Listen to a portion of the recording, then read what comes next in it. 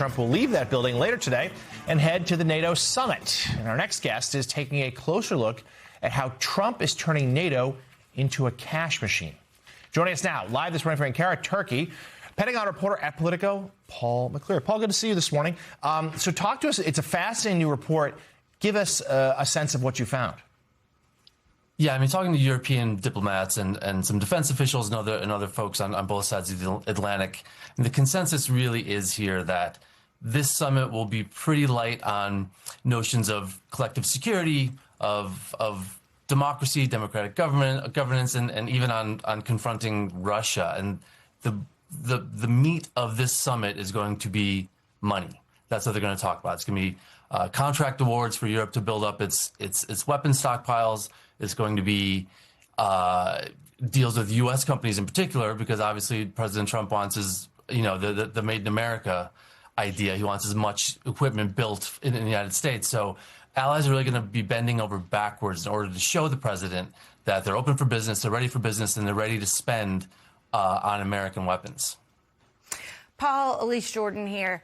How much more can these European countries do, though, given that you could argue Trump was really successful in getting increases in spending of their GDP by certain nations? When they did it, how much more is there to give? That's the real question. Some countries are really, really struggling. I mean, you have countries like Germany who never incurred debt, in its post-war existence, and now it's going to start taking on some debt in order to buy weapons and to rearm. Last year, we got the 5% pledge at the meeting in The Hague, where allies would spend 5% of GDP on defense. They spent an additional $130-odd billion over this past year on weapons. The year before, it was an increase of $90 billion. So it's a really big increase. And I don't know how much capacity they have to go much more over that. I mean, that's even though there's 31 countries in the, other countries in the alliance, that's still a lot of money, particularly for countries with large social welfare programs. The German economy, the manufacturing is in a little bit of trouble. The UK, the same thing. So there's not a lot of juice left to squeeze out of this, but they're going to put on as good as face and good a show this week for Donald Trump that they can. Hey, Paul, it's Ali Vitali. When I hear you talk about the fact that it's going to be focused on cash, of course, that makes sense. But when you talk about the ways that things like collective security, spreading small d democracy, and not curtailing Putin are probably also central features, it makes me wonder, what does that mean for the conversation that the president is going to have with Ukrainian President Volodymyr Zelensky, given the ways that collective security, small d democracy, and curtailing Putin are quite important to him and his country?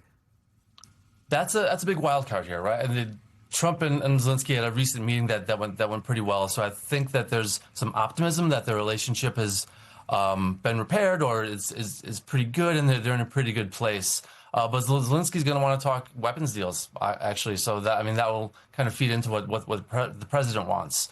The larger questions over U.S. troop presence on the continent, further support for Ukraine, that's going to be pushed aside mostly in just getting the European countries to sign deals. And the U.S. side might try to push the Ukrainians to sign this drone deal that they've been trying to get done for well over a year now. And they just haven't been able to get done. I think the U.S. is making some demands on intellectual property for some Ukrainian technologies that the Ukrainians just aren't really willing to give up.